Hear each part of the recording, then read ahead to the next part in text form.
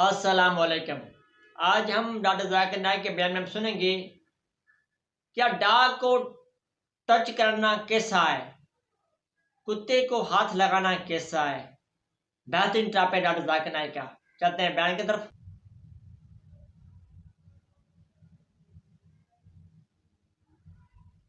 Tell me I'm not a Muslim just because I have dogs as my pets. And I'm still learning, but they don't have any rights to judge me. Will you mind to explain? Because I didn't find anything in Al-Quran that said it's haram to pet a dog. And instead I found that the history, a lot of the prophets are the shepherds, so they also have dogs to help them, including, if I'm not mistaken, correct me if I'm wrong, including the prophets Muhammad. The Thank sister you. has a question. So the question is, is it really it's haram to pet a dog, and then can they judge me as not a Muslim just because I love the dogs and pets the dogs? Sister, what's your background? Are you a Catholic? Are you Christian? Or are you Muslim? Or? No, I believe I'm Islam, but if you say that Muslim is totally So were you born in a submit, Muslim family, sister? but I don't think No, they're were really. you born in a Muslim family? Yes. You were born in a Muslim family and you are a Muslim. But you have got pets as dogs. Sister, we would prefer that non-Muslims should be given the first chance. But since you have come, I will answer your question. I would request the volunteers that before anyone asks a question, please check whether they are Muslims or non-Muslims. I believe you are born in a Muslim family and you are a Muslim, correct? I believe I am Muslim, but they say that I'm not Muslim. No. But you believe you are Muslim, correct?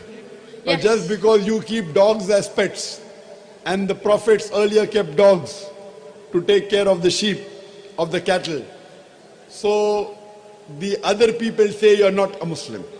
Sister, in Islam, keeping dog is prohibited in your house as a pet. But keeping a dog for hunting is no problem. As a guarding your house, no problem. So what the prophets used to take dogs was to keep the flock of the cattle together, that is permitted. So if you use dog for hunting, it's allowed.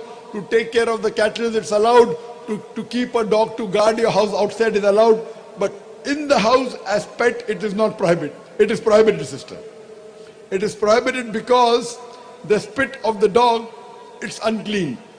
And today even science tells us that the saliva of the dog, there are various diseases that can be acquired. And one of them is hydrophobia. Hydrophobia means fearing of water. So Islamically, keeping a dog as a pet is wrong. Now, if you keep a dog and you believe it is wrong, that's a different question. You may not be a practicing Muslim.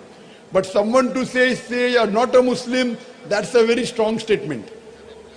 Just because one person doesn't follow some portion of the Quran or some portion of the Hadith, as long as you believe there is one God and you believe Prophet Muhammad is the messenger of God, as long as you don't do kufr, you cannot be called a non-Muslim, sister. As long as you agree, you have to agree what is mentioned by the Prophet, that keeping dog is prohibited because it leads to various diseases. Keeping a dog, you can keep him to guard your house, you can keep him to protect your cattle, no problem. But Islamically, keeping a dog is wrong. That's the reason a prophet said that if the dog licks any vessel, you have to scrub it 3 times with earth. And today science says that even normally if you wash a vessel which the dog has licked, the germs are yet there. Only if you clean it with the earth does it go away. So imagine a dog comes into your house and he licks everywhere, he licks you, and you are praying in that house. So but natural, it is filthy, sister. So Islamically, to keep a dog as a pet in your house is prohibited, sister. Hope that answers the question. Okay, thank you. But outside is okay, right? Outside as dog for hunting, for protection, For not as a guard- pet. For guarding the house. Guarding the house, no problem. But not that you have to allow him to lick you Yeah. or to but play if, over you. If we pat If them. you pat the head, because the tongue cannot reach the head.